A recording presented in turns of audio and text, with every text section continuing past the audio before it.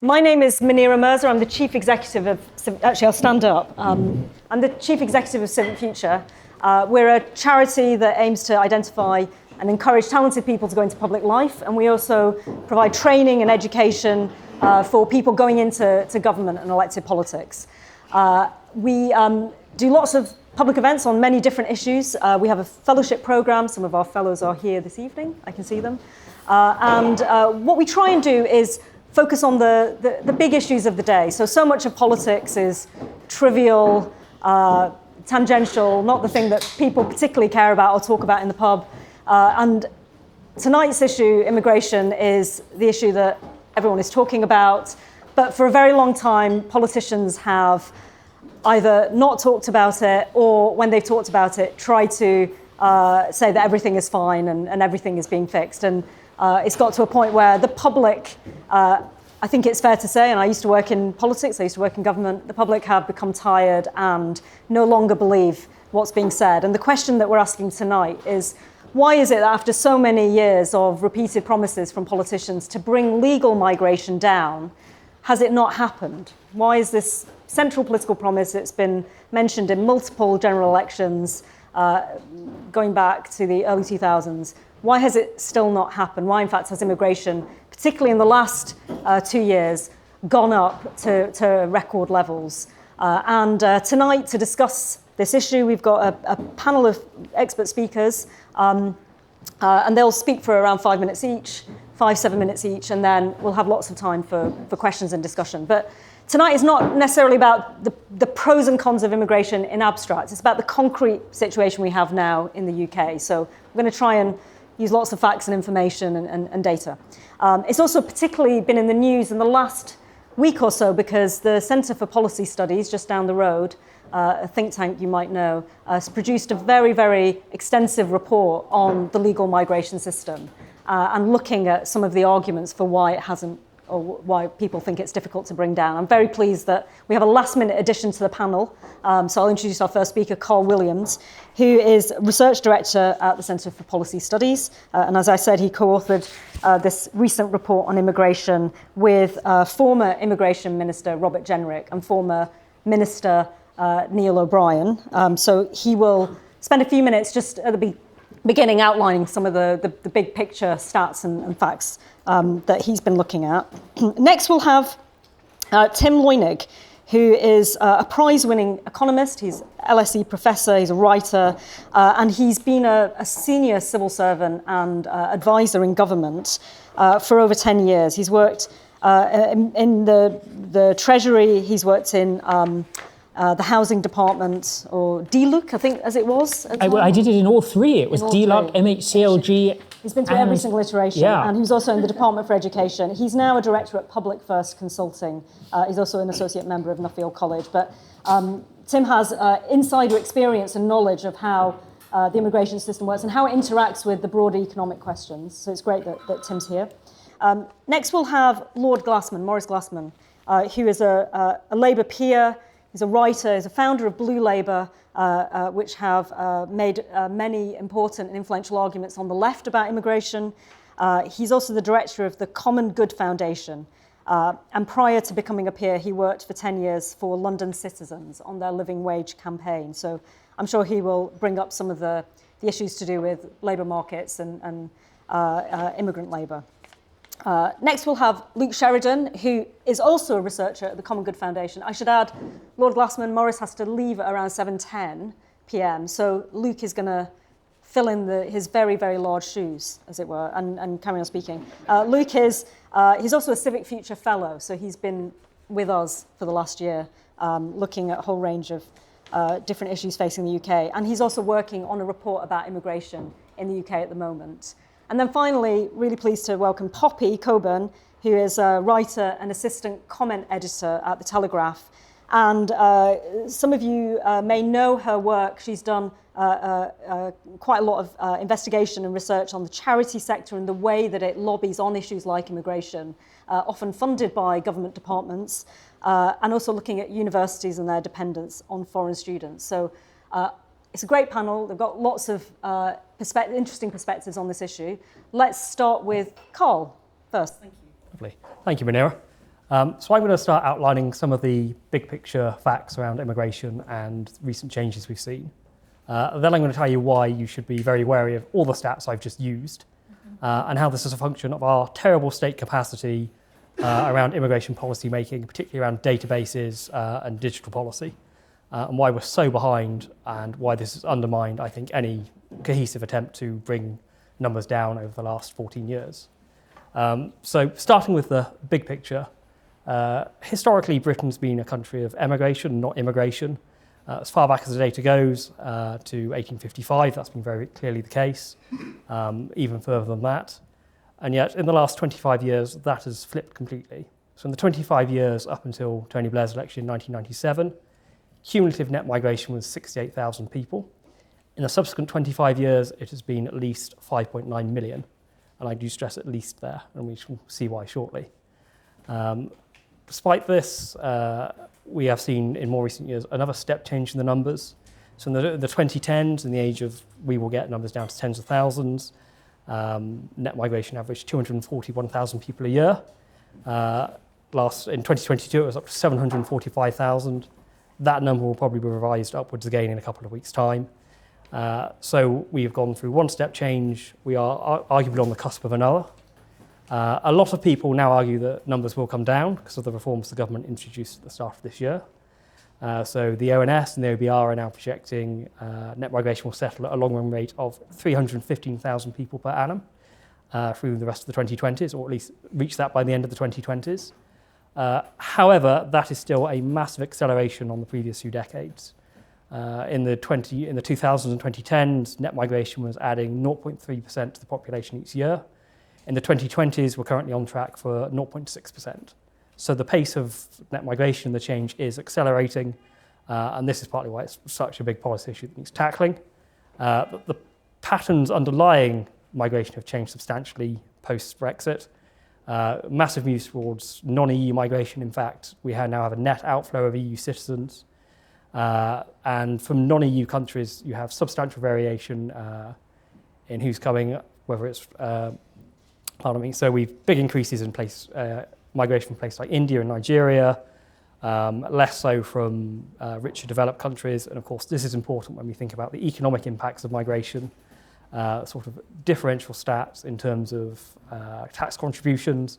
So if you're a Spanish migrant, you're going to be contributing on average 40% more in tax than a migrant from Bangladesh, but 40% less than a migrant from America. Similarly, a migrant from Kenya is 3 times less likely to be in social housing than a migrant from Somalia. So as well as the big picture numbers, we do have to look at sort of the mix and the composition and how that's changing. Now, unfortunately, we have to take a lot of these numbers with a pinch of salt. There's been 20 years plus of failure on being able to count even who comes into the country and who leaves. When exit checks were abolished in the late 1990s, nothing was put in their place. Our system for working out flows of people in and out of the country was based on the International Passenger Survey. So that was literally people at airports and ports of entry with clipboards trying to get a representative sample. It was designed for tourism and measuring the tourism industry, not for measuring migration. And this was known this would be a problem quite early on. And you can go back and read all the ONS methodology documents going back 20 years. You can read Treasury committee reports. You can read House of Commons briefings. And again, this is identified as a problem. And there was no way to fix it or no political will to fix it. And the way to fix it would have been doing things like connecting Home Office visa data with HMRC data, with DWP data, with education data, with people's NHS numbers. And we have seen some more recent movement on that. And the ONS are doing a lot of very good work on this and filling in these gaps in state capacity. And that's partly thanks to the 2017 Digital Economy Act. And of course, having left the EU, now EU citizens have to apply for visas. So there is more visibility on the inflow and outflow. So we might fix that. And if we do that, we can start to have a more sensible debate about trade-offs based in a clear set of evidence. But thanks to 20 years of very poor state capacity on this front, we really don't have any idea of the stocks, who is here and who is supposed to be here and who is not. We saw this with the EU settlement scheme. I think in the end, 5.7 million people made use of the scheme. That was 50% higher than estimates at the time. The signs of this were there in the data much earlier on, national insurance registrations, for example. But again and again, these sets of data weren't being joined up. The most recent estimates put the number of illegal migrants in the country at between 0.8 and 1.2 million, but that's from 2019. It's probably a lot higher now. There was a really interesting experiment in 2015, 2017, when we reintroduced exit checks for 2 years. And of the 10 million people whose visas were supposed to have expired in that time and they should have left, and that's all visas, that's tourism, temporary work visas, etc., 600,000 people were unaccounted for, so 6% of those people. And if that gap has continued, then of the 7.5 million visas issued in the last 3 years, we can expect 450,000 people to just disappear from the systems. Again, the mix has changed and this might not obtain, but there are clearly deep-rooted problems there. And unlike most European countries, we don't have ID cards or similar systems for tracking people. We don't have a population register. And this is where the lack of state capacity intersects with, I suppose, ideological and sociological factors. On the right, especially with a certain generation, people who cut their teeth against sort of Blairite reforms on identity and the age of sort of the war on terror, remain, I think, on the whole, sort of committed to a classical liberal small state vision. And yet the conditions that enable that have changed quite fundamentally. And to some extent, we do have to move away from those liberal norms to get a grip on migration numbers and migration policy if we are serious about bringing numbers down. So I'm aware I'm running on now, so I will try and bring this to a close. The other thing to bear in mind just quickly is impacts of migration. So again, we have all sorts of bits of data sequestered around the British state, which is not published and not used. When working on the report published by the CPS, Neil O'Brien put in 24 parliamentary questions trying to get data from the Ministry of Justice, the Home Office, DWP, generally being stonewalled. Either the data wasn't there or it was too expensive to join up the data. Like, we couldn't use Ministry of Justice and Home Office data. There's no way of linking them without it being too expensive. Lots of data sets have been discontinued in 2020, quietly dropped during COVID and not resumed. And I think that's just a sign of how sort of that aspect of state capacity has degraded as a result of COVID lockdowns, etc., working from home, and hasn't been restored. And so whilst the state has lots of data that we need for the debate so that we can do the sort of lifetime fiscal analysis we see in countries like Denmark and the Netherlands, we are not able to do that at present. And I think that inhibits us from having a proper discussion about the trade-offs involved, having the evidence base to convince people who perhaps don't think about the scale of the problem or don't recognise the scale of the problem. And I think to get numbers down, we need to fix state capacity almost before anything else. Thank you, Karl. Okay, Tim. So I agree with you entirely that we haven't a clue, and the government hasn't got a clue on how many people are here, why they came here, and so on and so forth. The passenger survey. How many people here have ever been stopped by the passenger survey person? You have. Well, you and I both, which is obviously because I'm older than just about anybody in this room, so it's more likely that I was so excited when it happened.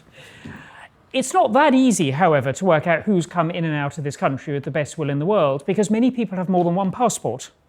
So if a friend of mine who has an American and an Argentinian passport chooses to come through on her American and leave on her Argentinian, we may struggle to know what's going on. Similarly, the Northern Irish border is essentially impossible to police in any meaningful sense. If we're going to do immigration, we pretty much have to do it on a GB basis and start recording people going to Northern Ireland as well as to Southern Ireland.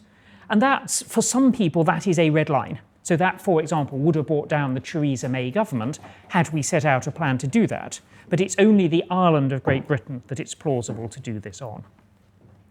The real reason, though, that we haven't got net migration down is because the government hasn't wanted to. Because it's seen the trade-offs that are necessary and has decided that, on balance, it's better not to. Do we really want fewer foreign students in Bolton, Teesside, Huddersfield, and so on?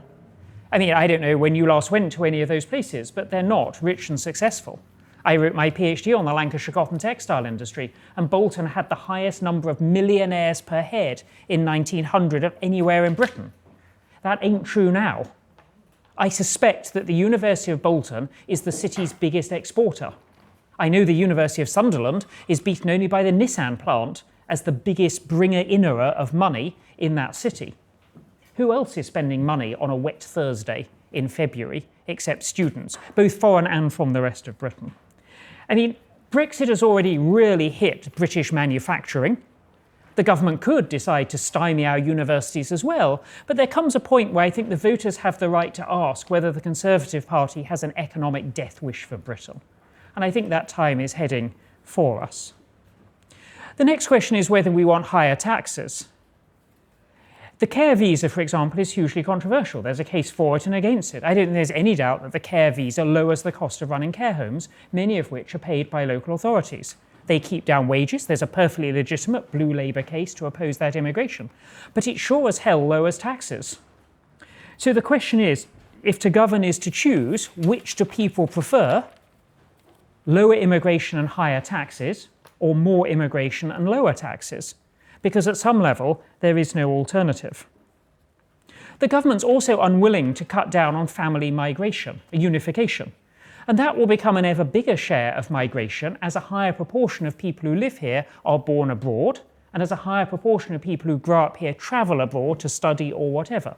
People fall in love. I've taught at LSE for many years. I remember a Vietnamese student marrying a German student, and guess what? They chose to live in London.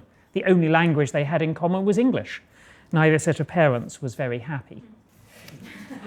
I think it's also worth saying that the data and polling on immigration is very, very mixed. It's unambiguous that we strongly dislike illegal migrants. There's no doubt about that one, but that's not the topic of today's conversation.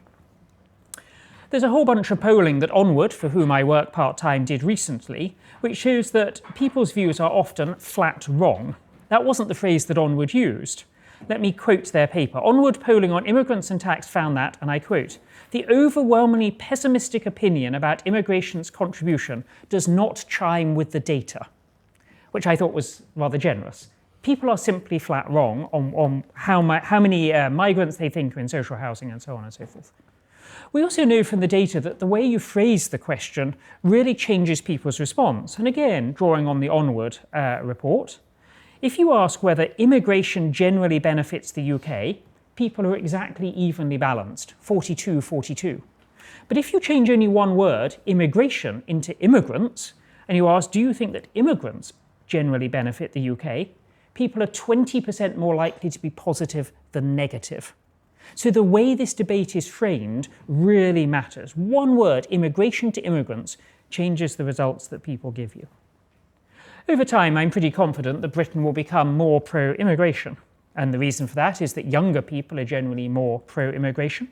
So are the better educated, and we're becoming more educated over time, as are the more affluent. So if growth ever returns to Britain, then it's likely we'll be more pro-immigration than we are now.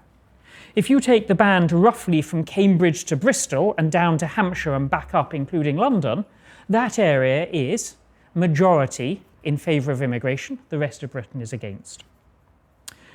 You mentioned a moment ago that where people come from matters, and that's absolutely true in terms of their fiscal contribution.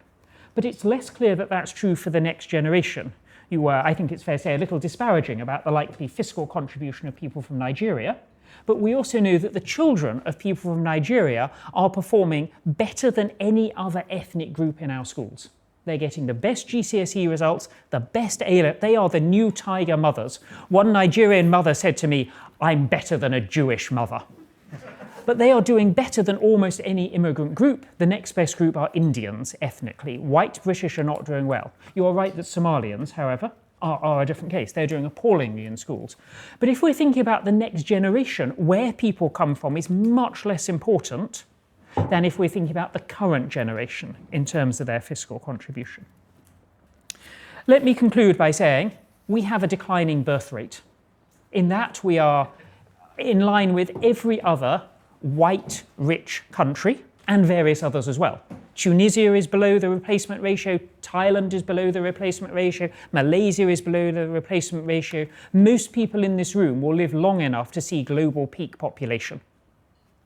And so the question for all rich countries will be over time about how to assimilate migrants. Because unless we're able to get the birth rate up in a way that no white liberal democracy has managed, we will otherwise have a declining population. And before we have a declining population, we will have an increase in the age dependency ratio, that is, far more old people relative to the number of workers. South Korea has already reached the point where the first 1% of economic growth a year is needed to cover demographic change. So if you imagine the last 10 years and then take off 1% a year from growth and ask yourself how miserable people would be, then it's really not clear to me that that's a happy outcome or prospect for this country. Yep, you can. So the answer to why we can't get migration down is because the government has decided that it doesn't want to, for the reasons that I've outlined. I'm not saying whether that's the right or wrong decision, I should say, as a good former civil servant. I'm just laying out the answer to the question that Munira set me, why we can't. In fact, Tim's been let off the leash. He is no longer a civil servant. So he's giving his opinions, frankly, which is great. Thank you very much, Tim.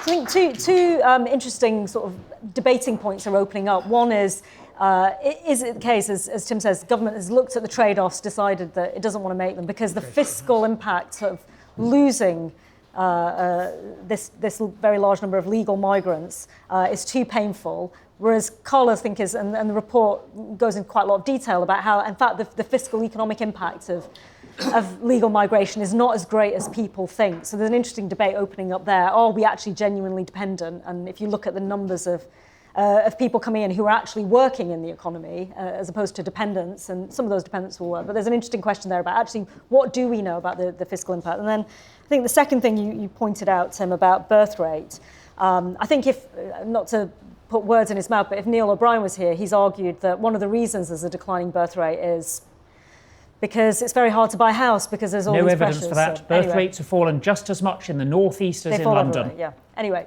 but that's interesting debating point. We can come back to it. But let's move on to Morris. Thank you, and good to be here. Apologies for leaving. If you were being ungenerous, you'd say that I'm going to football. But if you a kinder way of saying it, I'm going with someone. So apologies, Poppy and Luke, for not staying. It's really good. I'm looking around, and I think most of you won't remember this, but it was really shocking to me how far, when I got into the House of Lords, I did an interview. I don't know if any of you have heard of them, with the Fabians, and with the Fabian magazine. So guaranteed no readership. I mean, you wouldn't even read it if you were in a dentist surgery and it was the only thing available to you. And they were talking to me about it. And I said, immigration is a political issue, not a human rights issue. And I left there and I never didn't think about it at all until the next day when it was on the front page of The Sun, the Mail, Labour peer says immigration should stop, and all these things. And I'm just saying to Karl and to Tim that there was a sense in which you weren't allowed to discuss immigration at all publicly.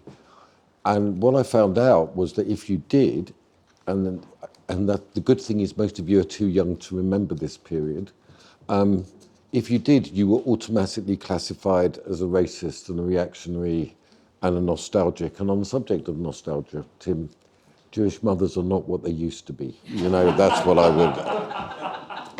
That's my life experience on that. You should have seen them in their day. God. And but that's a whole other story that will get me into trouble, I think. I had no conception growing up of a powerful man, put it that way. That was impossible to even imagine that. And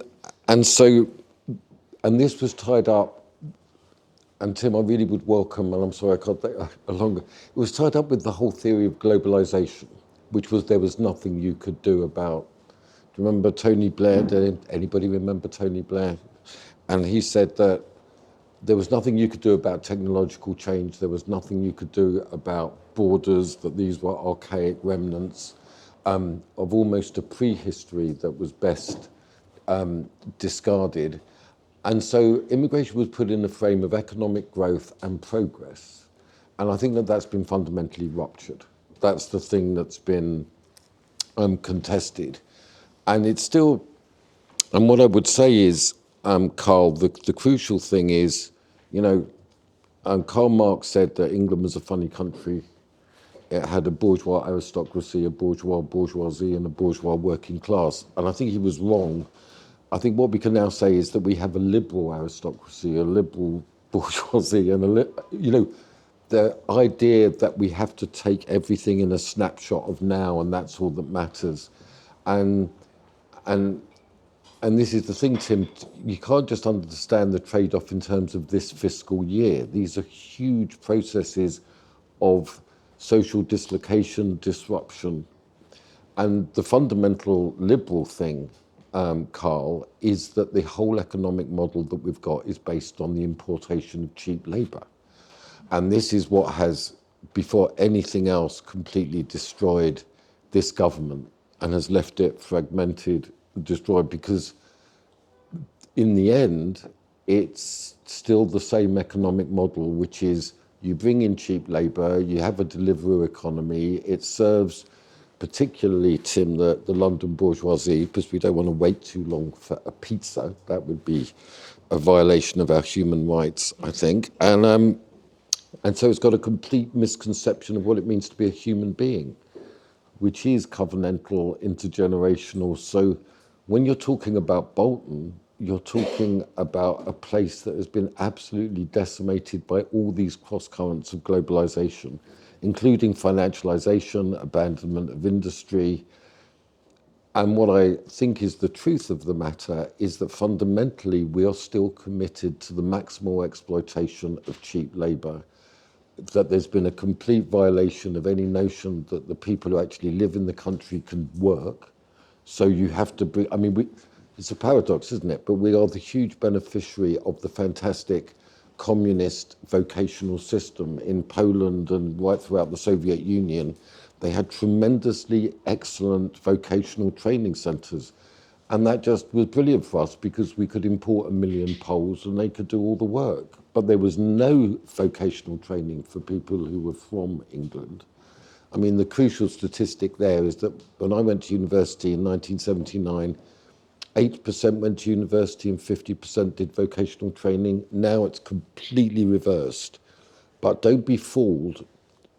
So, Karl, it's a really nice statement, state capacity, but it really doesn't even grasp the chronic nature of the uselessness.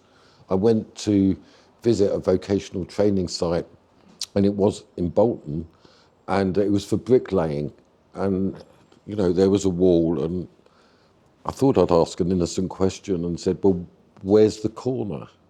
And they said, oh, we don't do corners, right? And this was a completely accredited bricklaying vocational scheme where corners were just a bit beyond the capacity required. So what I'm saying is that It's grade 1 bricklaying. Grade 1? Yes, if you do grade 2, you do corners. Wow, that's amazing. I don't think they went that far. The pathway, the career pathway, I think was stymied. And so, I'll just conclude. I think the fundamental conclusion is that immigration is absolutely indicates the issue of globalization, the atrophy of vocation, the shortages of housing, the sense of abandonment that is going to permeate our politics indefinitely. And Tim, it's not okay just to say to people that they're wrong in this. I mean, just say that the data is that that's a very intensely felt, and we will not understand the underlying direction of our politics until we get a grip on the very basis of what is a completely transactional and very, very immediate sense of economic cost benefit, which has no idea of, and this links, Karl, to your state capacity, no idea of any long-term development of value.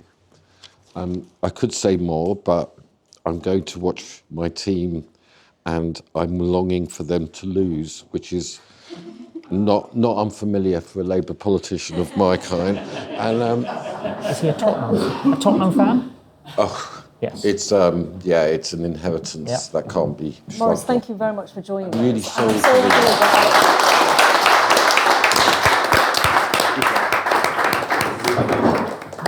it. We'll report back on findings. We'll report back on the findings. So as Maurice was speaking, I was reminded of one important fact to think about in government, which is people assume that immigration policy is set by the Home Office. In fact, it's really set by the Treasury.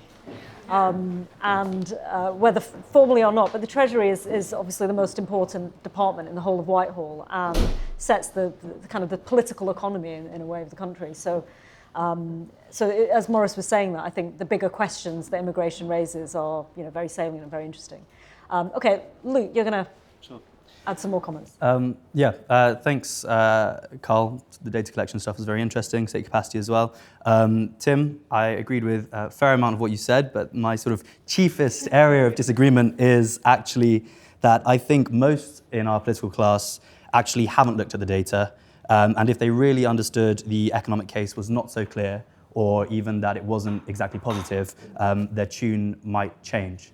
And so I think that's what's responsible for the status quo at the moment. There has been, for the last couple of decades, this belief which has bound together our political class, and that is that mass immigration is an almost unalloyed good, with the only downside being that the public doesn't much like it, which they don't. I think 68% of the public think it's gotten out of hand, according to last polling. Every government since 1997 has been elected on a manifesto promise to reduce immigration, and every government has failed to do so. In the year ending June 2023, forgive me for repeating statistics, but that figure stood at 1.2 million coming into the country. And the refusal at any serious attempt to deal with this pressing concern provides a glaring example of democratic deficit in modern Britain. On the continent, as we know, this debate has already begun to fracture the existing political landscape, and I think that Britain's political elites must get ahead of the issue and have an honest discussion about whether mass migration can really be defended as a policy. Britain's our home. It isn't, I'll sort of expand on some of the things Maurice was saying, but it isn't best explained by its GDP or its place in the global markets, but rather by its political history and culture. Ours is a story of mutual cooperation from those of disparate backgrounds to promote the common flourishing of those who live here. And while it's true that Britain has seen previous waves of immigration, Jewish and Huguenot, for example, these are in no way comparable to the modern day in terms of scale. And these previous waves also drew from discrete communities very close to our shores. The common good, which our organisation, run by Maurice, seeks to promote, is not just a nebulous phrase which means anything nice or compassionate. Instead, it admits of a world in which common human flourishing is an end which is built through conscious determination in a particular place between groups of people who are not fungible economic units, but who have their own relationships and attachments. This takes time, and it's the work of generations. Nevertheless, it's a work which is currently being undermined by dependency on the flawed policy of mass immigration, and I think it's flawed for three reasons. Firstly, that the great GDP boosting effects of mass immigration that were promised to us have not materialized, and I think will not materialize. Secondly, that it's a policy which has been designed almost entirely in the interest of capital, with your average worker and your average British taxpayer losing out, and even footing the bill for what is essentially a government subsidy of certain industries in the form of cheap labour. And thirdly, that treating free movement of human beings in the same way that you might treat the free movement of goods is contrary to the common good. It runs against human dignity of those who are coming here to enjoy greater opportunities. It runs counter to human flourishing, and basically importing a low-wage underclass at an unprecedented industrial scale is actually not a good thing. So dealing with the first point, that mass immigration has not delivered the prosperity we were promised. Support for the policy of mass immigration has often been framed in terms of necessity. It's the easiest lever for governments to pull who've swallowed Treasury orthodoxy on the simplest way to inflate GDP figures and to support industry. However, that orthodoxy has failed on its own terms. GDP per capita stagnation tracks alongside the largest migration figures we've ever witnessed in this country. Our political class knows that immigration is an unpopular policy, but they kick the can down the road and don't deal with it because they're convinced that it's a necessary policy, that the economy can't survive without it. This is not true. And it may well be that an overdependence on an endless supply of low-skilled, low-wage labour is damaging our economy in the long term and contributing to a productivity crisis. And Karl has lots of stats on that, and I'm sure he might go into them. Even if the Treasury orthodoxy were true, its implication is that the country should be run tantamount to a Ponzi scheme. And Tim, I think when you were talking about the age dependency ratio, you were essentially describing a Ponzi scheme. But we can talk about that in a second. It serves to hide the negligence of successive governments which have failed to create a sustainable long-term industrial policy. It also marks the underlying problems of unhealthy industries and sectors that need to adapt to a modern global economy. Businesses are disincentivized from investing in skills training for a workforce which they might otherwise retain in the long term and on higher wages. They're also able to neglect capital investment in productivity-enhancing technologies which would allow them to more effectively compete on the global market. For this reason, it's likely that reliance on mass immigration is a major contributing factor to Britain's productivity crisis. Britain falls behind every other major manufacturing nation, according to the International Federation of Robotics, with only 101 industrial robots per 10,000 workers. That's a third the number of Japan. Brings me to my second point, that this is a policy which has been designed almost entirely in the interest of capital. Rather than benefit the average taxpayer in Britain, the benefits of mass immigration go to large employers and landowners. The costs fall on working people experiencing unprecedented pressure on property prices, upward pressure on property prices, and downward pressure on wages. Well-meaning people have been duped over decades by arguments often framed in terms of compassion, but there is nothing compassionate about deliberately importing an ever-expanding, low-wage underclass with little concern for their conditions and future advancement in order to artificially prop up large businesses as a form of government subsidy through the back door. And that is exactly what mass immigration is. It's a form of government subsidy. There are deeply healthy industries which simply would not be sustainable without the importing of masses of people to prop them up. The university sector, for example, is now almost entirely dependent on the existence of the student visa to sustain itself. There's been a proliferation of fake universities and regional universities opening up London campuses, essentially operating as visa farms. You can imagine my surprise when I saw Coventry University for the first time near me in Dagenham. It was a shock. And I'm thinking too of companies like Delivery or Uber Eats, which Morris mentioned, which simply could not operate without huge numbers of low-skilled migrants put into precarious contracts and low wages, essentially to serve the middle classes their petty luxuries. These problems are increasingly evident in Britain's healthcare sector too. Aside from being open to abuse, including links to modern slavery and bonded labour, the social care visa route has allowed for the bringing in of masses of people who will be net recipients from the Treasury rather than net contributors over their lifetimes. These are vital positions which obviously need to be filled, and our country should be very grateful that these people are willing to come here and look after our elderly and our unwell. But this is an example of the government implementing short-termist policies in place of long-term investment in training a new workforce, one that is robust enough to face the challenges of an ageing population and expanding health demands. And lastly, treating the free movement of human beings in the same way that you might treat the free movement of goods is undignifying. The economic and social effects which result from the policy of mass immigration are further atomizing our society and undermining our ability to build a common good. Local workers can see their wages suppressed in a number of low-paid industries, and younger generations are starting to lose hope in their ability to get on the property ladder and start families, particularly in London. Last week, even the Bank of England finally admitted that increased demand is raising rents. New arrivals are often provided precarious work with poor conditions and little opportunity for training and advancement. As such, they're given no real ability to lay down firm roots in the country. In health and social work in particular, Britain abuses her position to undermine the countries from which many migrant workers are drawn. Our migration policy directly causes threatening worker shortfalls in the poorest countries in the world. There's literally a WHO list, red list, which lists all of the countries that you should not hire workers from. Bangladesh, Pakistan, Nigeria, Zimbabwe, and Ghana, they're all on the list, and these are all the countries which we import most of our health workers from. The result is tensions in the policy, which are not easy to fix. It contributes to low social trust, a sense of precarity, and a profound distrust in national institutions.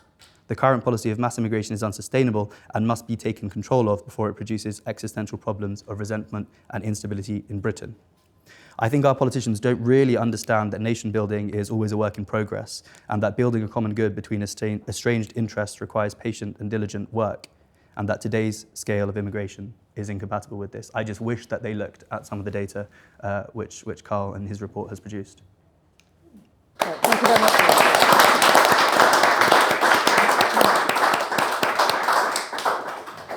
And I'm sure Tim and others will want to come back on some of those points, but I think it was a very powerful list of all the kind of counter-arguments, I guess, to the arguments that we've heard for a number of years.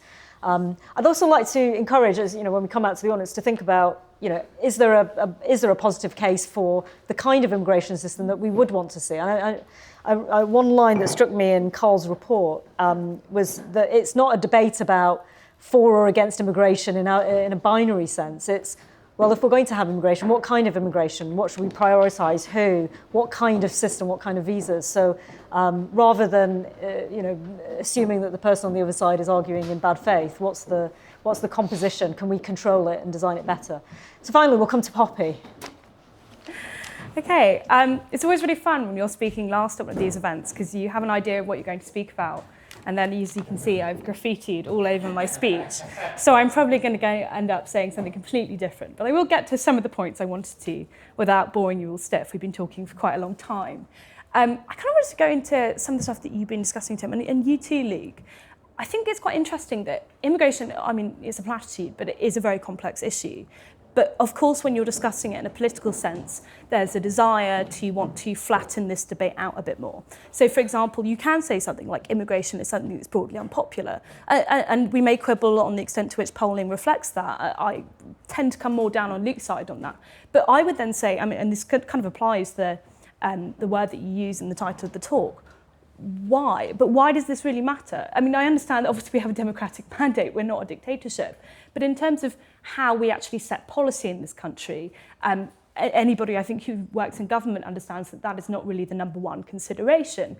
We know that there have been a lot of people in the country that have wanted to have less immigration. The problem is that it hasn't gone down, and that's really what we're talking about today, right? Why? We don't understand why it's not going down. I think, again, you need to have a bit of perspective of history here and how we've got to this point. I don't think people in government are malicious bad actors. You can say perhaps that they're naive. But there have been serious attempts to reduce immigration in the past. And some of these attempts have been quite successful. The problem is you have to be completely vigilant all the time. You have to be constantly making a case to reduce it, and you have to constantly have people who are working the highest echelons of government who are going to be backing you up on this. And so I thought I could kind of go into an area of research that I've done on the student visas, and this is, I suppose, quite timely at the moment. We've obviously had the MAC report that's come out today. It's fascinating. You know, two different groups of people have read something completely different into it. If you're somebody who agrees with migration, you think migration is great for the economy, you'll read the report and you'll go, I've just been vindicated. They seem to be saying something completely different from what they said in 2021 when they raised serious concerns about the graduate visa.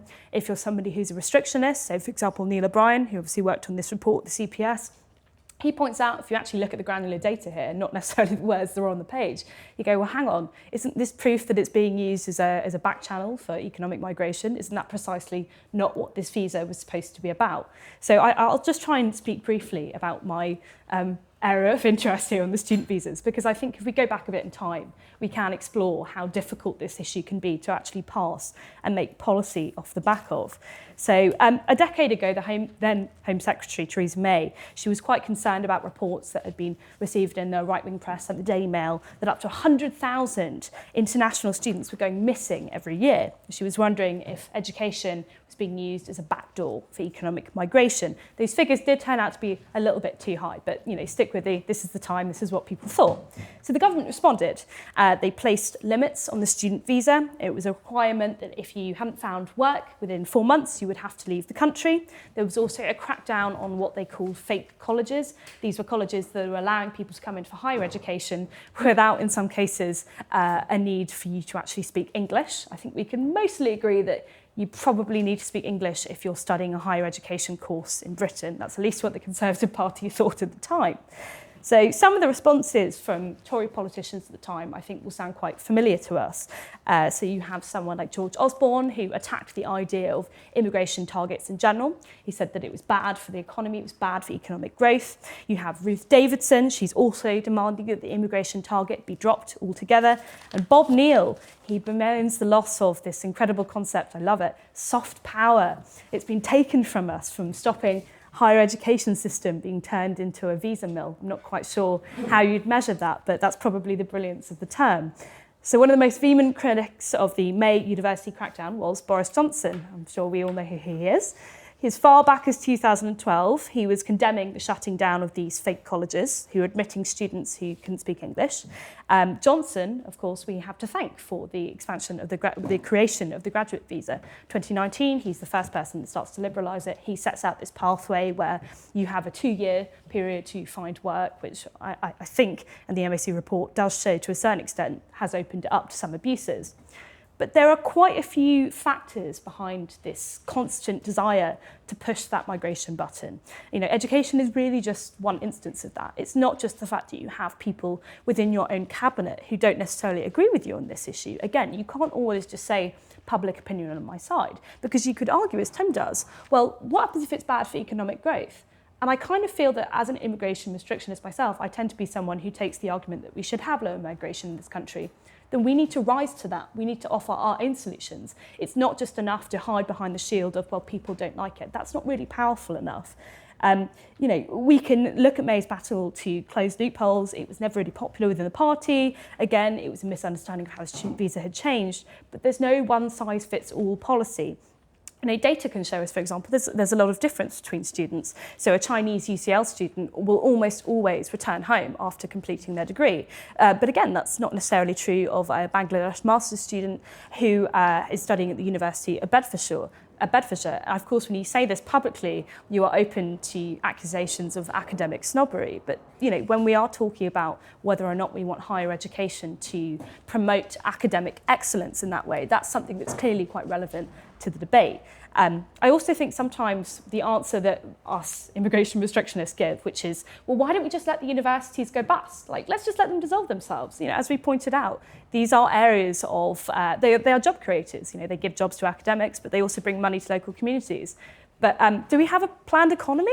I mean, is that really the only way we're going to have economic growth in this country? We're going to essentially have like a cargo economy where we stick nice universities all over the country. I mean, this was the idea, by the way, of Michael Gove. He says this at Conservative Party conference in 2021.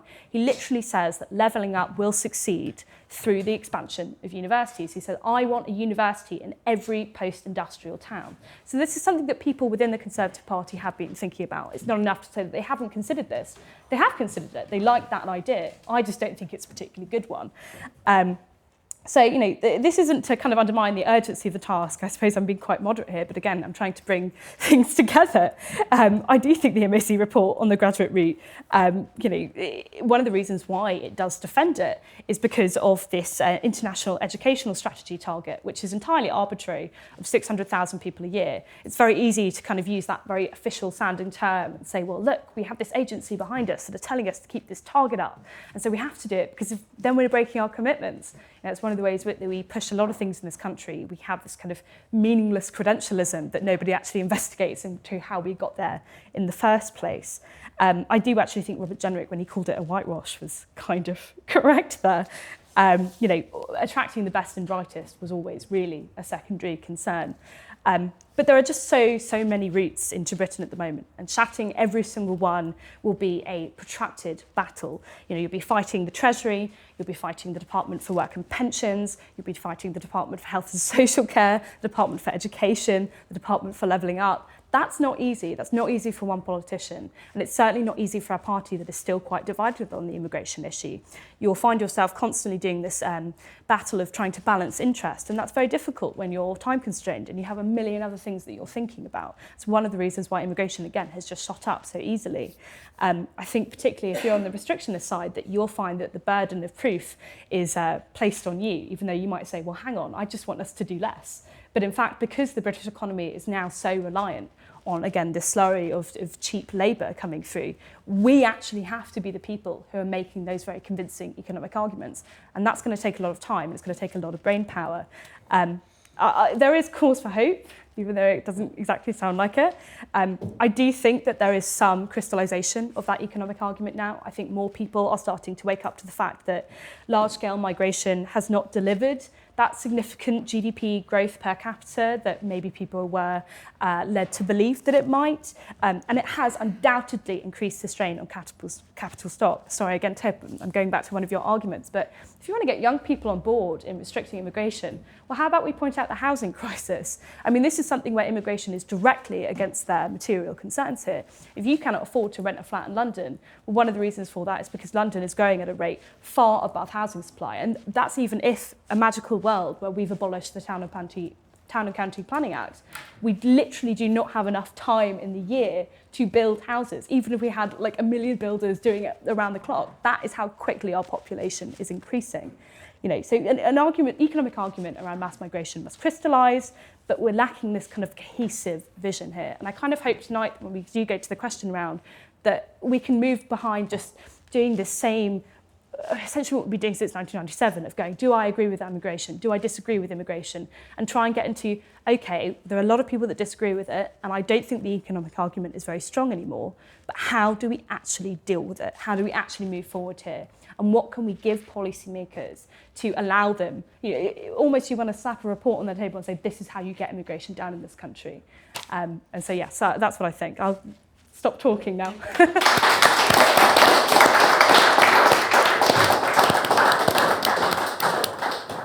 Okay, let's open it up to questions and discussions. There's a hand shot up right at the front here. And yeah, go ahead. John Power, Pulse Exchange. You mentioned the MSA report this morning. One of the things that Brian Bell said was that Rishi Sunak may hit his immigration target for his manifesto, which is meant to be below 200,000, I believe, or 250,000. It may even dip as low as 150,000. The premise of this talk has been that governments can't, or politicians fail to control net migration. Wouldn't this data that's been released this morning, or this forecast, suggest that actually they can, and that if people want net migration to fall, they can just vote Conservative? Okay, good question. Does anyone want to come back on that? Yeah, I'm happy to.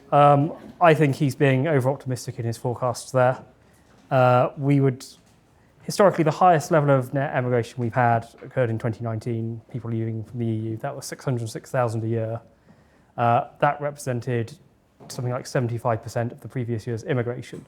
And there's a fairly consistent historical pattern that emigration is roughly 70% of the previous year's immigration. Some variation, but that holds going back 20 years. Currently, rates of immigration are running at about 47 to 50% of previous years. I think for that forecast that Brian Brown made to come true, immigration rates would have to rise quite substantially. I don't think we're seeing much evidence of that yet. We're seeing far more people staying. Visa extensions rose by 22% year on year last year. To some degree, student emigration will catch up once people come to the end of their postgraduate visas and are unable to switch. That will be a couple of years away. So I struggle to see how he gets to those numbers, to be honest. Even if he also does get to those numbers, I think the difficulty of, again, when you're discussing, again, these policies do work, right? So, for example, the social care visa, there's been a 60% reduction, I think, of people applying. Is it the social care visa? I might be right. 87% for health and social. Right. Oh, so even greater. You know, again, it's ridiculous to be so fatalistic that you say that no government policy can work. Government policies obviously do work in reducing immigration. I just think, again, there are sections of the economy that are essentially so dysfunctional and are so used to this kind of labour. It's difficult when you provide a massive economic shock in the area. And I'm thinking about universities here. The difficulty of allowing such a broad swathe of one of the few successful services economies to just go under all of a sudden is difficult. In health and social care, it's slightly different because, again, I would say the quality of care is in often cases lower. We've seen some pretty horrendous examples of abuse on this visa, probably because, again, people just aren't checking qualifications properly. These are bureaucratic issues. But also, this is something that's suppressing wages. Allowing wages to actually respond to market signals is very important. Sometimes the way we talk about the labour market in this country is incredibly bizarre. Again, it's almost socialistic. It's like we have a planned economy. There are ways to get down, but sorry, yes. No, actually, just to jump in on that point, obviously the government is the main employer, really, of the health and social care sector. It's the government that sets the wage, and it's even though it admonishes employers for paying low wages in the private sector, the government itself is partly guilty of trying to use the immigration system to avoid the cost of higher wages. So that's one of the largest routes, isn't it? The health and social care visa for the numbers. But okay, lots of hands are going up now. So over here, and then we'll take two at a time. So hi, I'm slightly frustrated with the panel because you've focused exclusively on the economic pros and cons of immigration and nothing really on the cultural pros and cons.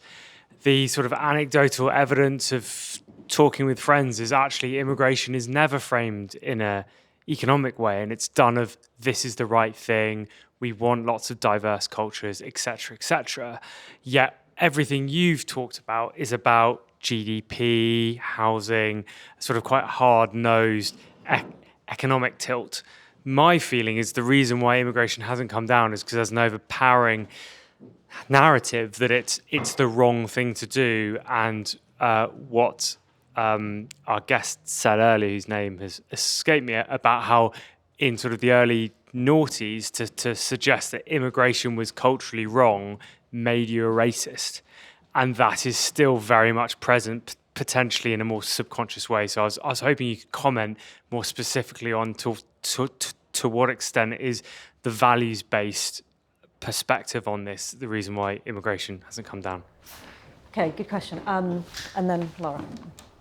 Hi, thanks for the really interesting conversation. I think the economic and cultural case against immigration in the long term is really strong. And helpfully with this issue, as opposed to a lot of others, the public seem to agree with that. And I would challenge the validity of the onward polling. I think when people know the numbers they're talking about and they realise that illegal immigration isn't responsible for the change they've seen in their communities, they are quite anti-immigration. But the problem we seem to have with our political system is that people are much more reactive to short-term change. And the difficult truth for immigration reductionists, of which I very much am one, is that the wage for social care could hit about £15 an hour quite fast, which would be very, very expensive. A lot of post-industrial towns will lose their university and lose their sort of major exporter. So things will feel quite difficult with a massive reduction in immigration quite fast. And we'll have to transition from being basically a sort of low-cost, low-income society to hopefully high on both. How do people who want to reduce immigration propose weathering that storm? Because politicians don't really like weathering what could be like a couple of years or even a decade of economic harshness and difficulty. Okay, good questions. Who wants to take them? Tim and then... I will say one thing on yours, which is in the Treasury, I don't think that what you said is true. What we were concerned with was with the economics. Now, of course, other departments can have different views, but Treasury is overwhelmingly concerned with the pounds, shillings and pence. When we created, I was economic advisor to the Chancellor when we created the right to stay on for 2 years. The absolute deal was that even if you went to the University of Bedfordshire, you had 2 years to get a good job, and if you didn't, well, you went back home. But that some of those people who go to Bedfordshire will get good jobs, and if they do, they can then transfer to other routes and stay on. So it was very much about finding the brightest and the best on economic grounds. That was absolutely the beginning and the end of what Treasury thought about. Do you think that the Treasury gave enough thought to this question of capital dilution and the longer-term impact on public services, the full long-term impact of it? So Treasury never thinks beyond 5 years because the Chancellor sets a 5-year fiscal target, and therefore that frames everything that the Treasury thinks about. So there's a very precise mechanism by which this works, which is when the Chancellor announces his budget, has to commission the OBR to do an economic forecast, and the OBR will measure the net impact of net fiscal impact of immigration numbers. If immigration numbers go up, GDP goes up, not necessarily GDP per capita, but GDP goes up, which gives the Chancellor more to spend. Yes, so the moment of the budget, the Chancellor has a very, very clear incentive. Well, any Chancellor who concentrates on GDP rather than GDP per head is either a knave or a fool. And I shall leave that to the listener. I shall leave it to the listener to decide which one applies to the current or future Chancellors, if or when they advertise. So maybe there's something in the kind of the way in which Treasury models the impacts of these things. Which Can I just come in on that point? Sorry, go on. One thing that didn't make the final report, which I think is quite interesting, is that migration seems to have broken the historical link between GDP and GDP per capita growth. So most decades in the second half of the 20th century, for every 1% increase in GDP, you get about 0.9% increase in GDP per capita. That's dropped to about 0.6% increase over the last couple of decades. And if you look at the OBR's latest forecasts, the higher the level of migration, the worse that ratio gets. So there is very implicit in their modelling, more migration, that link between GDP and GDP per capita breaks down. Okay. Luke, you wanted to come back? Yeah, George, I think that the main reason that we've sort of been so focused on the economic case is because for many years people have been told essentially that it is against their interests, not just culturally, because that's been a bit of a touchy subject. You know, a lot of people have been accused of, you know, if you're slightly skeptical about migration, maybe you're a bigot or something like this, but also that you can't reasonably argue that migration should be lowered because you would be almost foolish because it is so against your interests financially. And I would say, you know, maybe we're trying to put the onus on those people who have promised sort of great benefits in terms of GDP per capita that migration will bring, and say, you know, where are those benefits? And if they don't exist, then maybe it's reasonable to say this is not a policy we would like to engage with.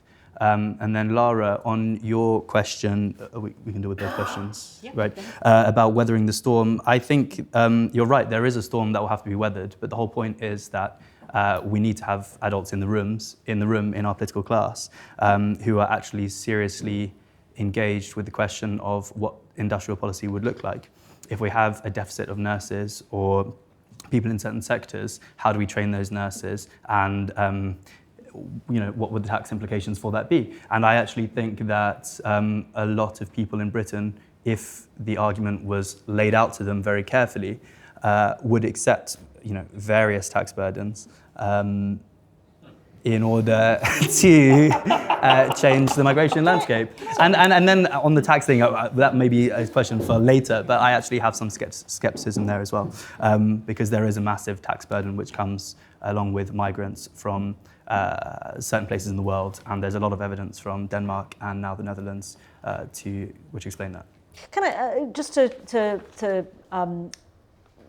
go further into this point about the trade-off? So Tim, you said very early on, you know, it's either higher taxes or, you know, high immigration, and you don't really have an alternative. If you look at the numbers of people coming in on the health and social care visa, it's actually far higher than was originally intended. I think it was originally estimated to be about 6,000. Well, there was a large range of estimates in DHSC, shall we say? I worked in DHSC I at the time. I was in number we 10 made at the that time. decision. I don't remember the very large numbers, but also the number of people who are actually coming in and working and staying in the social care sector is actually very small. So there is a question about whether the social care sector really is reliant on the numbers that have just come in the last 2 years. Obviously, we're talking about a relatively recent system. Yeah, correct. Pre-2019, we didn't have the points-based system that we do have now, So which is across I the think people who are in favour of systems. mass immigration, I think the hardest one to defend is the adult social care visa, because it has a relatively quick route to being a permanent resident here. It is a sector where, although we would have to pay higher wages, I actually think £15 is higher than would be necessary to staff adult social care with domestically born or other immigrants. It allows dependents to come in. So yes, and as you say, we survived without it before, but nevertheless the system was creaking. That's why DHSE pushed very hard for a new care visa, because they knew there would be an uplift in tax. There would be additional burdens on local authorities, many of whom were already very close to bankruptcy. And the government decided that was enough to say, hey, we don't want these higher taxes, we will allow in immigration. And they structured it in such a way that they got more immigrants than they expected. Well, isn't that the crucial thing? There's a kind of accidental character, some of the switches, as I think you make in the report as well, that because the way the points-based system works, you set a threshold and then you have no cap. But you don't know until people have come in actually what the numbers are. But now that we know the numbers, clearly the government has in the last few months decided to pull some levers to try and bring those numbers down. I guess the question is, could they go further? Should they go further? Then there are lots of voices that don't want to return back to. I think the thing that Poppy and I completely agree on is that the government has levers. Right. I mean, that's what you said at the end, and that's what I was also trying to say less eloquently than you. That the reason that we didn't bring it down is because we chose not to pull the levers. Right, exactly. It's always a conscious choice. Yeah. I mean, it's not to. But, Okay, there was some more hands going up. Sorry, can I just come in on Laura's point very quickly? Very quickly. So a very CPSy thing to say, but the last time we had to do a fundamental restructuring of our political economy, Margaret Thatcher, it is doable. You can have someone who has strong leadership. They have plans behind it. I'm sorry, I've got to shield for the organisation. Leadership pitch. You need footsteps. You need stepping stones. You need to plan it. You need tactical retreats, but it is doable. So we can hope. Okay, lots of hands. There's a gentleman there. There's a lady here. Let's take two at a time. And then, thank you. I'll try and get everyone in. Thank you. I was intrigued by what Maurice Glasman said because I was one of Michael Howard's candidates in 2005. So I stood under that poster that said it's not racist to talk about immigration. Some of the graffiti in Hackney I won't repeat. What has been very interesting about the speakers and the questions is we've all talked about the things that government can do about immigration. We've not talked about what the market can do about immigration. And the wisdom of a Hackney taxi driver is, why don't we charge them all more money to come in? Why don't we actually marketise the system? Set a minimum figure, maybe reduce it for social care and health or whatever, charge for every person in the household and charge them every year they stay until they've paid that in income tax and national insurance. Marketise the system. So, interesting question. We do have an NHS levy on every immigrant who comes, except for those who come in on the health and social care visa. That was dropped during COVID because it was seen as controversial. But I know that some people have argued, well, why have this slightly deceitful university visa route? Why don't we just sell workers' visas? People come for a year or 6 months, then they go back. And then we can give the money to universities directly. Why not? Is there an alternative way? It's an interesting question. Go on. It addresses two questions. Yeah. Which is, they say these people don't contribute anything. Well, let's get 25 billion a year coming into the economy from 1 million migrants a year paying £5,000 a year. Okay. Next question was the lady at the front, yeah. Thanks. Hi, Lucy Demery. Thank you all. It's a fascinating discussion. I have two questions. So one was on the same comment around sort of lower immigration, higher taxes. I found that a bit curious. Does the data really support that? I get it, maybe like even in the immediate year, let alone in the medium and long term. I get your point around sort of care workers saving government on the cost of the state, perhaps like relative to what they and their family consume. But then for white other migrants, is their average contribution to HMRC higher than the regular Brit? And then, Poppy, I loved a lot of what you said, but in particular, we have this burden now to come up with solutions if we do want to respond to this democratic need or desire. So on that, I wondered if you have any ideas around how we make this university model more sustainable. Or on your point, Munira, like if we've accidentally got more care workers than we even intended, can we not just cap it? Okay, thank you. Who wants to come back? Happy to. Go on, Tim. So for universities, there are three possible models. We could follow the Europeans and have very cheap universities staffed by overwhelmingly domestic professors who are not research active, and we would cede our place as being a global pioneering technology to the United States. Or we could follow the United States and deregulate fees. What we've done in Britain is go for a halfway house where we've deregulated fees to foreigners, and that has sort of worked. So we get a large amount of money from foreigners, very small amounts of money from Brits, and that pays for universities. There are lots of different models for universities, and as I say, to govern is to choose. A points-based system is largely doing what you say, but it's slightly more sophisticated in that you don't have to pay the money up front, and the government thinks about your long-term abilities and your likelihood of paying. So the day I turned 40, I no longer had enough points to emigrate to Canada. And the day I turned 50, I no longer had enough points to emigrate to Australia, because they also take into account not just how much money you'll earn in the first year, but your likely length of your working career. So essentially, I think a points-based system is not I don't mean this in a bad way. It's not as crude as your taxi driver's point of view, but it is trying to get to the same thing. How much money will you contribute? And the more we use that sort of system as opposed to family reunification, for example, the more we will get the sort of people that your taxi driver would approve of. And again, to govern is to choose. Yeah. I think sometimes one of the problems when we talk about trying to really marketise the system even more is that Britain isn't Qatar. We have a very strong welfare state in this country. That's not something that can necessarily be ignored. We also have things like indefinite leave to remain. We don't have a great degree of schemes that are purely temporary worker schemes. So something we see, for example, with agricultural workers, they come over here on a seasonal contract. Not many people will complain about this, although I suppose you could say that we should probably mechanise the system a little bit more.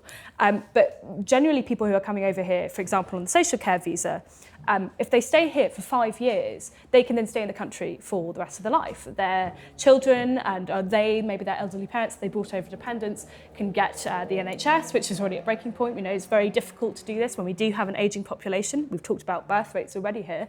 Is it really a good idea to bring over a load of middle-aged people working in an industry that is not economically productive? Well, no. I suppose there's one way that we could marketise the system more and also get a cap on immigration. We could do almost like a passport sale, that is a cap is set by Parliament every year, that you have a certain amount of passports that we're going to be giving out to people. I mean, that is a really marketised neoliberal system. I think Margaret Thatcher would be proud. But again, maybe this does take away somewhat from when we are trying to have some cultural discussions. Well, again, Britain is a nation state. This isn't something that people are necessarily going to be happy with. Are you going to abolish the welfare state to make the immigration system work? Well, I'd say most people would say no, absolutely not. So maybe that's something we need to consider too. Lots of questions. There's a guy in the back who's had his hand up for a while, and both of you have glasses. Yes, go ahead. One piece of argument that I'd be keen to hear the kind of restrictionist response to is that quite a few of you have made the case that in the last, say, 20 years, we've not experienced particularly high rates of growth, even though migration is high. And you've said that's proof that, therefore, migration isn't leading to higher rates of growth. But what no one has actually explained is that in the alternative that migration coming in wasn't high, growth could potentially have been lower. And this is a question you can assess empirically, but no one has done that yet. So I'd be quite keen to hear someone kind of address that counterfactual. Okay, good question. Could it have been even worse growth figures or non-growth figures over the last 20 years? I think Karl and Tim, you might want to come back on that. And then one more question, and then I'll let you back in. Hi, thanks very much. Chris, I'm one of Luke's fellows, as it were. Yes, I was struck by the statistic you gave, Tim, about Korea, like the first 1% of GDP growth is immediately nuked by aging populations. It gives me a lot more sympathy for the Treasury officials who have to sort of balance these numbers. It's just quite scary to think about. A couple quick ones. I honestly don't know in terms of the history. So in the report you mentioned 97 is as good a time as ever to sort of mark the epoch and the qualitative shift. Was there like a deliberate change or like a series of changes of policies, or was it sort of like the broad macro trends globally sort of all hit at once? I honestly don't know. I'd be curious. And also in terms of other models, Singapore's a bit of a special case, so I won't really go there. But in terms of Japan and Australia is a bit more similar to us. Japan is obviously a famously closed country becoming less closed over time. Do the panel have like any thoughts on their systems and how they work, what we might learn from them? Okay, good. So a question just about, maybe Karl, you could just pick up on that one in particular, about the different phases, because obviously you have the late 90s, 2000s EU accession, and then after that you get quite a different... It was a mix of both sort of global macro trends, British foreign policy, and decisions towards the domestic labour market, and decisions taken for political reasons. So the first year net migration past 100,000 was 1998. We had the abolition of exit checks. Then we had a policy paper written, I think, in about 2000, which made the case for we need to import people for to deal with a tight labour market. But then famously, about 10 years later, one of the advisors involved, Andrew Nether, said that was part of the rationale, but part of the rationale was to rub the right's nose in diversity. So there was perhaps an ideological bent to it. Then, of course, the other factor is the accession of new EU states, and that's what drove a lot of the growth in the second half of the 2010s in particular, especially after the financial crash. And then once we're into the second half of 2000, and once we're into the 2010s, the ending of the transitional controls on freedom of movement from Romania and Bulgaria saw another surge from, I think, about 2014 onwards. But then you have the period of COVID where there's hardly anyone coming in or out, and the point-based system comes in at that point. So which was part of the post-Brexit reform of the immigration system, which was meant to, and I was part of this, so I hold up my hands. But there was an understanding that actually we would finally be able to decide who came in, and it would be skilled workers. We'd be looking at net fiscal impacts and so on. But clearly there was a miscalculation somewhere in the system about how many people would come on these routes and the level at which the salary thresholds were set, which I think, as I was saying earlier, the lag, the effect of that. Yes, and it was obscured by COVID, so it took a few years for people to realise just how liberalised it had become. Yeah, so there are these different phases and kind of, I guess, different motivations. I think it's fair to say that government has levers, but they're not clearly calibrated. Yeah. So, Blair did not expect as many people to come from Eastern Europe as came. No. It's a genuine mistake. No, they forecast about 6,000 a year. Yes, they did. And there's no reason to think that number wasn't their genuine belief. The same was true for adult social care. So the best way to see these levers is they're very empirical. You pull them and you see what happens, then you pull them a bit further or you push them a bit back. So we've changed how the adult social care visa works. We can change the minimum salary level. We could reduce, if we wanted to, the graduate thing from 2 years to 1 year or whatever it is. That's how these levers, it's a dynamic, ongoing, empirical process. So the levers are there, but it isn't something a sensible government would promise an absolute number in a manifesto without knowing which levers they were willing to pull and what will be the consequences of those. Okay. Could I just come in on that? Sorry, yeah. I just suppose, going back to George's question earlier, maybe this is why we should be slightly careful to focus only on sort of the economic case as we have been, because there is very little way to sort of forecast what a lot of these policies what situation these policies will end up creating. And there are other impacts of migration which people are genuinely concerned about. Those are sort of atomized communities, sense of place, and these are very, very important to people as well. So it's just sort of worth noting that when we're doing this forecasting, we should take it with a pinch of salt. Okay, there was a couple of other questions, I think, on the counterfactual. Does anyone want to come back on that? Would it have been worse if we'd not? Who knows? Well, the one thing I'd say is... Because there is a value to low-skilled labour as well, and that, as people have said, it helps the highly productive individuals not have to cook their meals every day. Yeah, and so on. Complementarity, so yeah, definitely. Exactly. I think my answer to the question would be, so much the argument was pretty clear on, yes, migration will drive growth. That's not happened. Maybe it's nothing to do with migration. Maybe it would have been worse. But the onus is on the sort of the pro-migration camp to explain this situation. It's not any longer on the restrictionists to explain why this has happened. I think had we reduced it to more than 100,000 in absolute terms, and then you took off, say, the Ukrainian scheme, then I think we would all agree that at that point you'd be down to zero migration pretty much beyond Ukraine, and that would cause you problems in the economy. I mean, we are reliant on doctors and nurses and the like coming in. So there would be some point, I think, which even the strongest reductionists would accept in the short run would cause problems. And the lady who sorry, she's now over there. The lady who's taking my photo as I talk about her, who talks about how will we get through the problems. And the day we don't let in doctors, that's a day when the reductionists will lose the argument. But there might be an argument that we should have a serious long-term plan for how we make sure we have enough doctors. We now have that in theory. Right? Count me in for that one.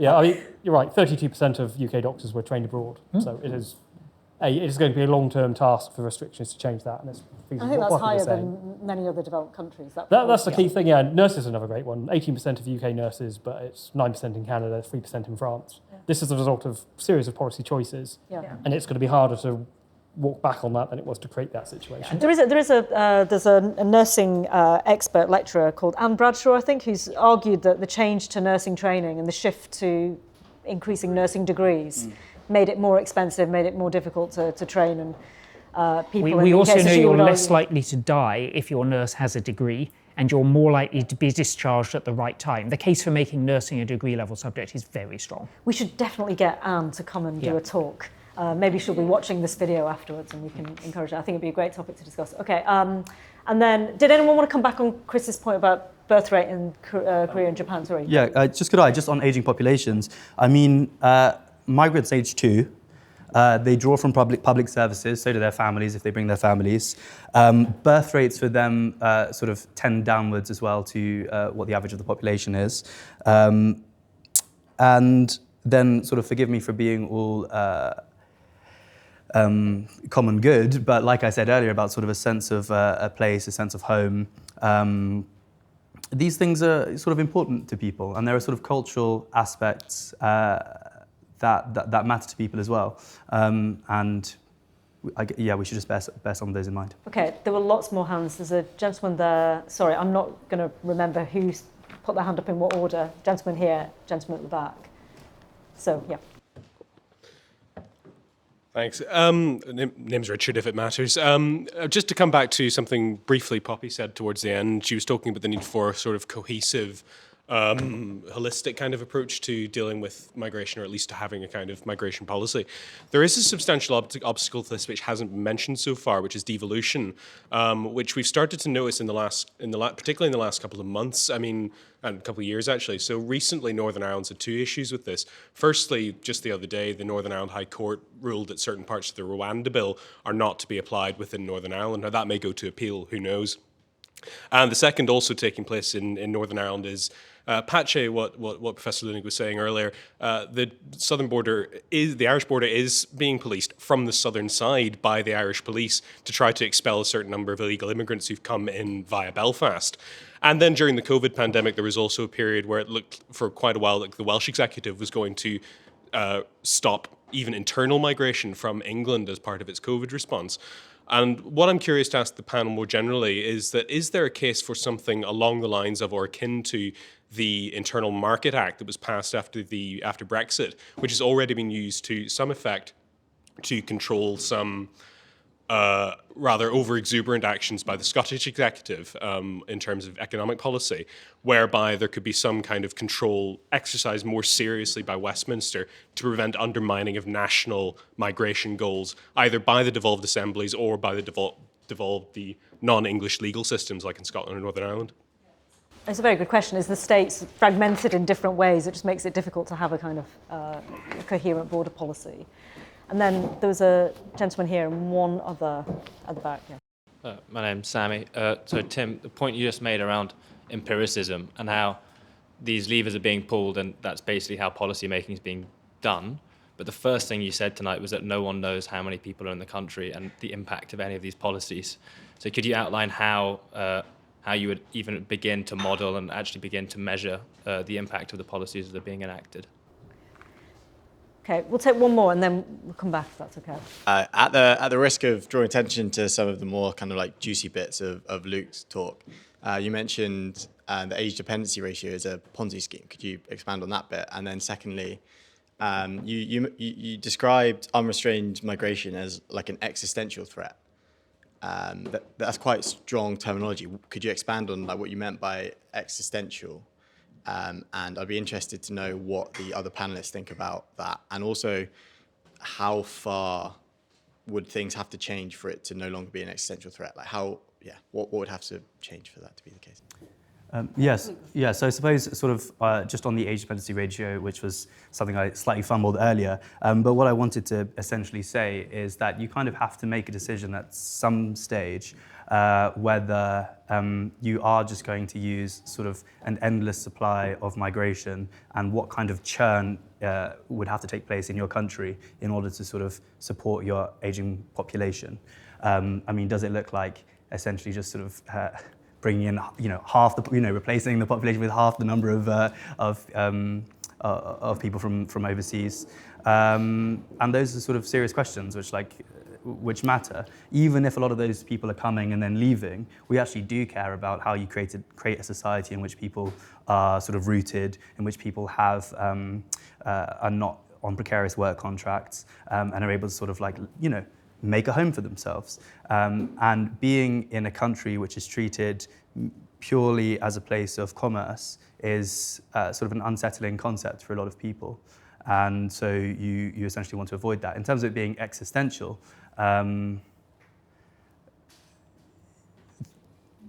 if there is a level of dissatisfaction in the country whereby people who have voted for many decades against a policy very firmly, and they can see time and time again that that policy has not been realized, that they've been snubbed, it creates serious questions about democratic deficit. And people might just say, actually, I don't want to engage in this sort of democratic process that we have. And that's like a fairly dangerous thing, and we should be very concerned about it. Okay, anyone else? Yeah, can I just come in on the ageing population stuff? I've been dying to say something on it all evening. The ONS have done two really interesting projections around this. They have their main population projection scenarios. This is the new data sets that came out in January. And they have a zero net migration counterfactual. And if you compare the two trajectories, you can calculate the dependency ratios in each scenario. And what you see happening is in the zero net migration alternative, the dependency ratio decreases about 10 years ahead of the main scenario, which is net migration of 315,000 people a year for infinity. So migration in this projection is not anyway a solution, it just delays the problems by about a decade. But at the same time, 50 years hence, you have a dependency ratio that's 10 years better than it could be, but the entire population of the country is 20 million higher. And that, of course, has massive implications for housing markets for a start. So there are big trade-offs in this, which I think aren't discussed properly when we're talking about ageing populations as a silver bullet. It's just not. In answer to your question, we need to match data. So Aaron, if you Google Aaron Advani at the University of Warwick, he's found some anomalous way in which NI numbers are allocated that allows him to identify many immigrants in the HMRC database and thus work out how much they earn. And he's found that it's something like half the number of people in the City of London earning more than 100,000 are immigrants. So again, in terms of which immigrants do we want, I think most people would want those people. They're paying a fortune in tax, etc. They pay for the NHS. Maybe you wouldn't. Maybe you want someone else to pay those taxes. Maybe you want to pay those taxes. More generally, we know we can find out whether anyone is an immigrant to England from the Match National Pupil Database, which has everybody in England's qualifications. If you took an exam in England, you're in the database and there's no opt-out. We've matched that to the HMRC database. So if you don't have any English GCSEs, you certainly come from outside England. So you might have come from Scotland, of course. But again, we've matched it to the university data. So there are ways in which we can work out, not for sure that this person in the tax records is an immigrant, but we can work out that they are more likely to be an immigrant, and we can use those data in exactly the way you said earlier. It's something you and I agree on completely to do the sort of analysis that you want. It won't be perfect, but it should get us a long way. Okay, we're running out of time. We're supposed to finish in about 2 minutes. We can take one final question. This gentleman at the second row has been waiting patiently, so. Thanks. My name's Matthew. I'm from Delta Pole, and full disclosure, I am an immigrant myself, for what it's worth. The conversation this evening has been framed in terms of net migration, and that's usually how manifesto promises are also framed. But as a metric, that's a very blurry one because it conflates changes in immigration with changes in emigration, conflates immigrants who are with low skills seeking low paid jobs with immigrants who have high skills seeking high paid jobs. And I'd just like to get your thoughts before we close about what you think would be a target that maybe better captures what matters in this debate, what governments should be focusing on changing, or whether you think net migration actually is a pretty good thing to focus on in terms of what really matters underlying the statistics. Okay, why don't we finish with that? Go on, Karl. Yeah, I just said that I think fundamentally we can pull levers that control immigration. They're, as we heard, very imprecise and it's hard to guess. There's not much we can do on immigration unless we're going to build a wall around the island and stop people leaving, and that's the really hard bit to predict. So I think we have to go with net migration, and we need all the numbers around it on immigration and so on. But there is a reason net migration is the sort of internationally used statistic around all this, and it does allow the cross-country comparisons. So as ever these things, you need the headline stats, but you do need to contextualize it by looking at the breakdown and the different profiles and so on. Tim? That's a good answer, and I endorse what he said. Okay. beautifully short. Luke. Yeah, I mean, I broadly agree, but I think it is very interesting to look at sort of the total migration figures and also to look at the churn, who's coming in and who's coming out. For sort of the reasons I was saying earlier, it kind of matters if you're sort of engaged in nation building to know if people are staying or leaving and who they are. I mean, and who's leaving, basically. Yeah. I've written down on the mad scribbles, we universalise. I mean, it's kind of impossible not to. This is the problem. Like, obviously, there's nuance and all these different people are coming in, inwards, outwards. It would be better to have a more complex conversation. But as we can probably tell from the fact we've already gone over a bit tonight, in terms of policy making, you do actually just have to be dealing with those in-out numbers. We kind of have to leave it for these talks to get into the real nitty-gritty of who and why and what, I think. I'll have the final word because I can. I'm the chair. Just to pick up on George's point, I think George has left, but George there he is, made I think actually a very important point about what the cultural incentives are if you're in politics to talk about this. And it has changed, I think, in the last few years. I think people have now felt, because the numbers are at such a scale, that even people who are broadly very pro-immigration and see it as a good thing for the economy think that these numbers are clearly not what was intended or clearly not at a scale that is easy to make sense of in conventional terms. And just as reductionists have to possibly accept that there are downsides to kind of an immediate net zero target on immigration, at the same time, all the people who are very pro-immigration might recognise that there are limits, actually, and there are points at which people's patience with the system might fray. So I think it's quite interesting how the cultural dimension of it has shifted to probably talking a bit more about, well, what if we were going to design a system differently, what would it look like? And we don't have to be necessarily fatalistic about saying, well, it has to be like this, because if you don't accept that, you don't accept globalization, you don't accept growth, you don't accept any of these other things. So I think it's been a really good discussion. We've got into quite a lot of detail. People are free to stay and carry on drinking, finish the sandwiches, ask questions of the panellists and chat to each other. But can we thank our panellists? And Munira.